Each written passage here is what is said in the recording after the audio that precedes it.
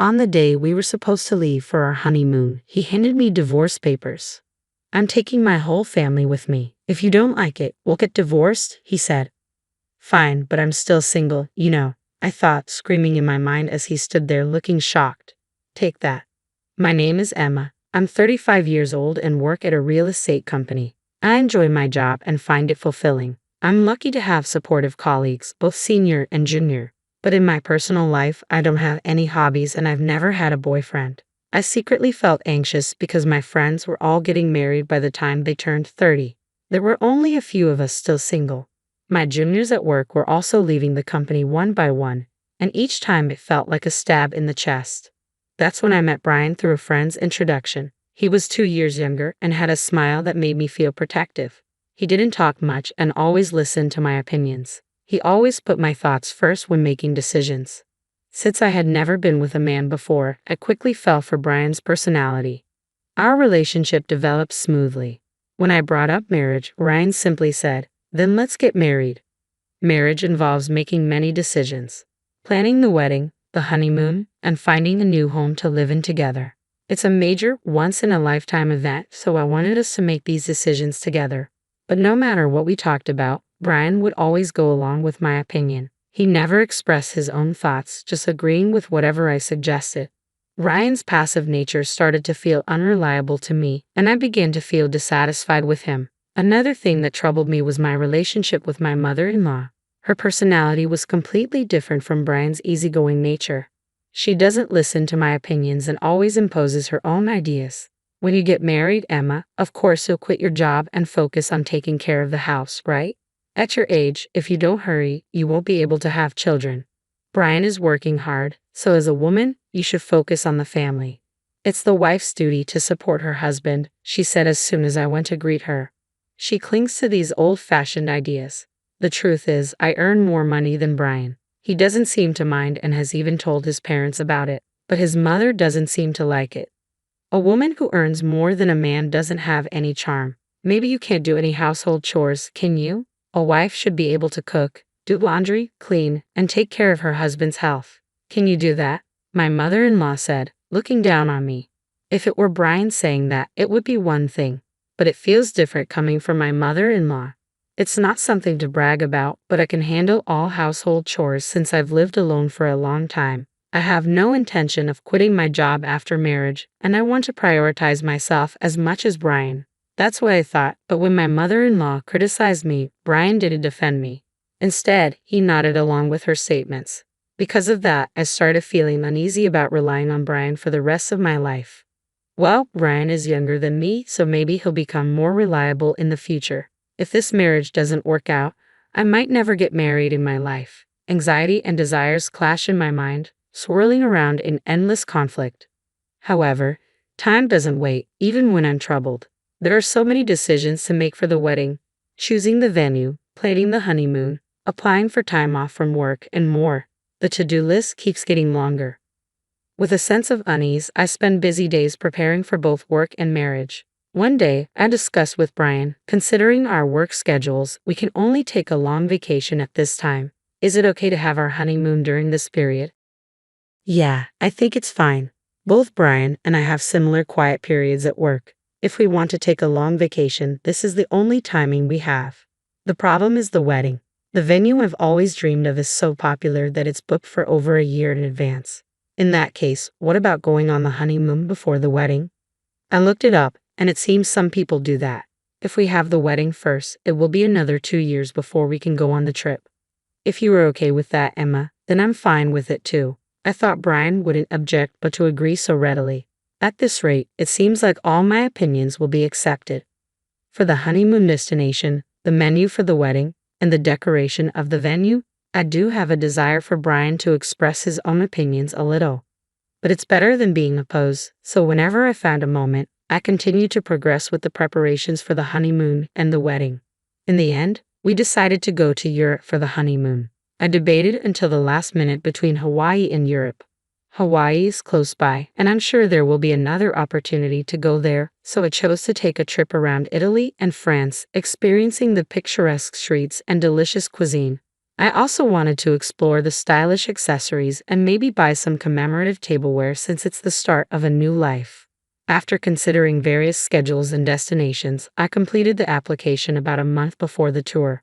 By that time, I was completely excited. After all, it's my first overseas trip. It's impossible not to feel thrilled.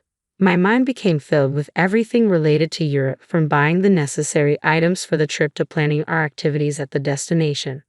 Because of that, any dissatisfaction I had with Brian had completely disappeared. As the honeymoon approached 1 week away, Brian suddenly brought up a conversation. Emma, I have a favor to ask. A favor that's unusual. I wonder what it could be. It's rare for Brian to ask me for something. Could it be about the trip? Did he find a place he wants to visit? What is it? What's wrong? I asked, filled with anticipation, and he innocently made the request.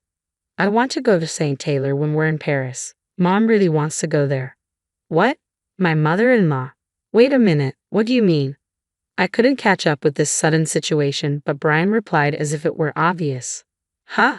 Since everyone is going, we'll all be together even during the trip, right? What do you mean by everyone? It's a honeymoon, so it's obvious that it's just me and you, the two of us going. But my mom thinks it's normal for the whole family to go. First of all, I only made reservations for 2 people, you and me, Brian. The tour deadline was 7 days ago, so today is the last day to register. Regardless of whether we go together or not, I only booked for 2 people, so there's no way we can go. If you ask the travel agency, they can figure something out. As I was dumbfounded by his statement, the intercom in the house rang. On the intercom screen, I saw the figure of my in-laws. Without caring about my surprise, my in-laws entered the house carrying a large number of bags. Ignoring my objections, my mother-in-law's eyes sparkled as she announced, I thought I'd leave the luggage here since we are leaving soon. I'm so excited. Then Brian said, just leave the luggage here, and started leading my in-laws into the room without my consent. Wait a minute, I tried to stop him in a hurry, but my mother-in-law stared at me sharply. Oh, what is it, Emma? I hope you're not suddenly saying I don't want to go together now. I didn't agree to go together in the first place. I immediately retorted, but my mother-in-law paid no attention, saying, you heard it just now, didn't you? But Brian always thought we would go together with you, right? In response to my mother-in-law's flattering question, Brian replied with a simple yeah. Taking advantage of his affirmation, my mother-in-law began to deny me. It's normal for the husband's parents to go on the honeymoon. Though you have such common sense, I hope you won't have any unpleasant experiences during the trip, being with you. Since it's a special honeymoon, we want to make good memories, right? I'll make sure to drill common sense into you during this week before we go on the trip. It's supposed to be a special honeymoon. Drilling common sense into me, it felt like everything was being ruined. I clearly felt my blood boiling. Mother-in-law, this is a honeymoon, you know? Normally it's supposed to be just the husband and wife going, right? I desperately held my ground. If I continued to listen to my mother-in-law's side, it would affect the future. I wanted to avoid that at all costs.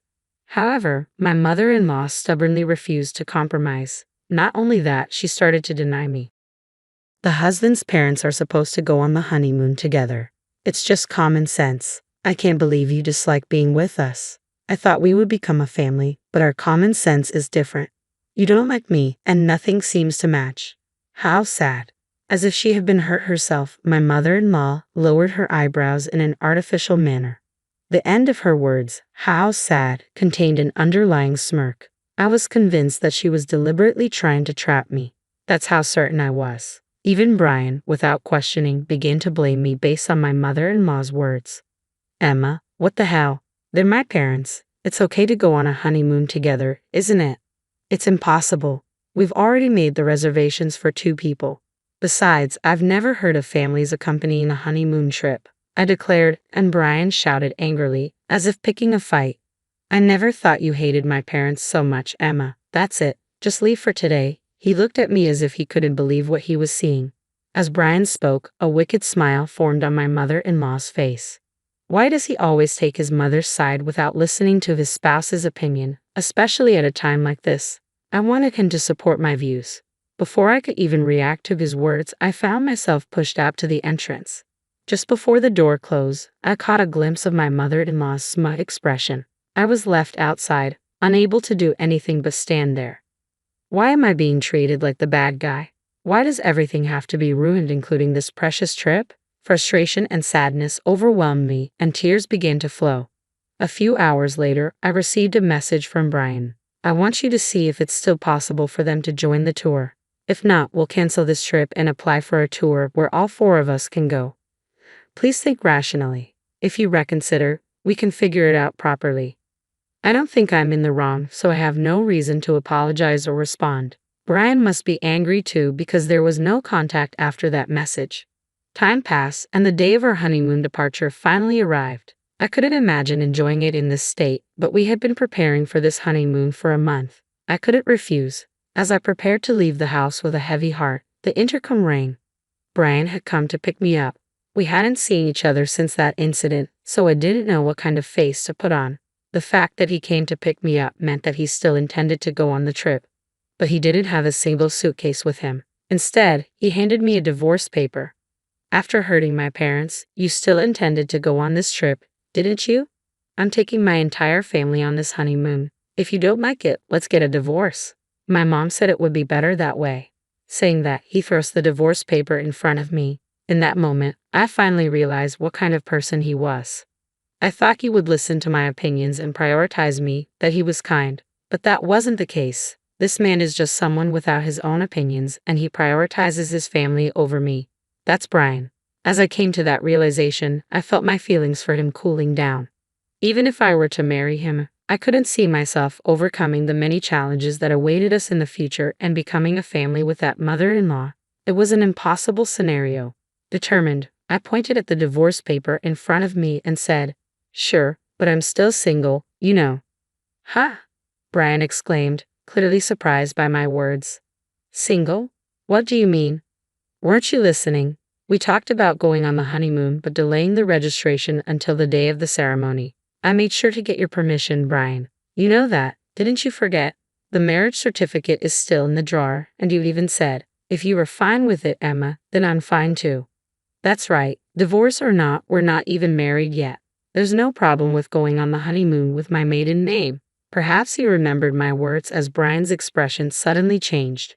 But immediately, he turned red and raised his voice in frustration. "Are you out of your mind to give up on marriage just because of a honeymoon? Get a grip," I responded, matching Brian's intensity with my own strong voice. This is the result of me being rational. I've been so desperate to get married that I couldn't see reality clearly. I don't think I can be happy marrying someone who doesn't listen to the opinions of their future spouse and doesn't support them. I'd rather stay single for life. Thanks for making me think that way. I keenly felt that this saying was true. "Hey, Emma, let's calm down and start over from scratch, okay?" He looked like he was about to cry. His pleading voice trembled. "But I won't be fooled anymore. I will break free from this guy." Without realizing it, I found myself shouting loudly at Brian. "If you're so eager for a family trip, why don't you go with your family of 3? But you'll have to plan everything from tour reservations to the itinerary by yourself. After always depending on others, it's time you experience the challenges yourself. If you think you can handle it, go ahead, you indecisive man," I said as I pulled the marriage certificate from the drawer and tore it to shreds in front of Brian. He was stunned by the sudden turn of events, his mouth hanging open. My determination overwhelmed him completely. "Now, do you understand how serious I am? I won't accept a future in the dark. It's over between us. Why don't you hurry back to your beloved mommy and cry to her, you mama's boy?" With that, I left Brian dumbfounded, slamming the front door behind me.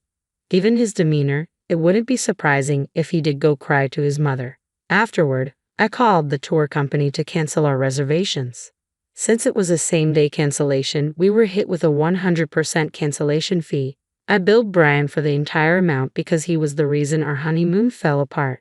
It felt like the right consequence. Later on, Brian blamed me for the failed marriage and spread rumors about it among our friends and family.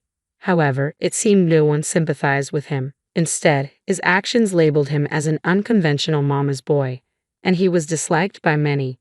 When I told my parents about the divorce, they were initially surprised but quickly accepted it. "Marriage isn't the only path to happiness. Your happiness is what matters, Emma," my mother reassured me. I couldn't have been more grateful for her support. As a side note, since then, I've discovered a new passion for traveling. I didn't want to waste the vacation time, so I embarked on my first solo trip. International travel was a bit challenging at first, but I found peace exploring historic cities I'd always dreamed of visiting. Being alone is surprisingly enjoyable, I realized during my historical adventure. Thanks to that trip, I've embraced solo travel fully. Whenever I have time off, I'm already planning my next overseas journey. I've started a life where I'm not defined solely by marriage, but by my own experiences and happiness.